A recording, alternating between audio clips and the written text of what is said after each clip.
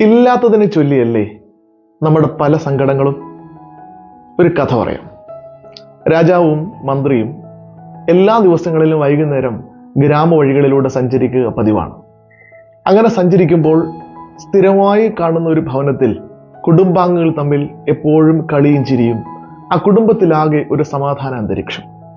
രാജാവ് മന്ത്രിയോട് പറഞ്ഞു, എൻ്റെ അന്തഃപുരത്തിൽ പോലും ഇത്രയും സമാധാനമില്ല. മന്ത്രി രാജാവിനോട് പറഞ്ഞു, അങ്ങനെ അനുവദിച്ചാൽ ആ കുടുംബത്തിൽ നിന്ന് എന്നേക്കുമായി സമാധാനം ഞാൻ നഷ്ടപ്പെടുത്താം. എങ്ങനെയാണ്? രാജാവ് ചോദിച്ചു. അങ്ങ് എനിക്ക് 99 സ്വർണ്ണ നാണയങ്ങൾ നൽകണം. രാജാവ് മന്ത്രി പറഞ്ഞതുപോലെ ചെയ്തു. മന്ത്രി അതൊരു തുണിയിൽ പൊതിഞ്ഞ് ആ വീടിന്റെ ഉമ്മറത്ത് പിറ്റേന്ന് പ്രഭാതത്തിൽ കൊണ്ടുവച്ചു. ഗൃഹനാഥൻ എഴുന്നേറ്റ് വരുമ്പോൾ ആദ്യം കാണുന്നത് ഈ പണക്കിഴിയാണ്.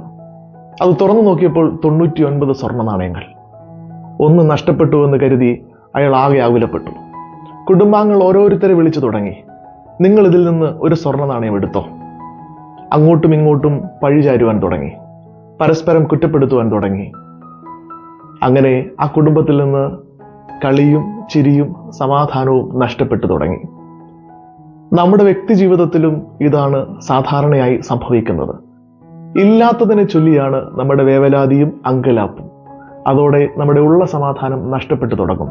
എന്നാൽ ഉള്ളതിനെ എങ്ങനെ പരമാവധി പ്രയോജനപ്പെടുത്താമെന്ന് നാം ഇതുവരെയും പഠിച്ചിട്ടില്ല എന്നുള്ളതാണ് യാഥാർത്ഥ്യം. ശരിയല്ലേ? എല്ലാവർക്കും നന്മകൾ ഉണ്ടാകട്ടെ എന്ന് പ്രാർത്ഥിക്കുന്നു.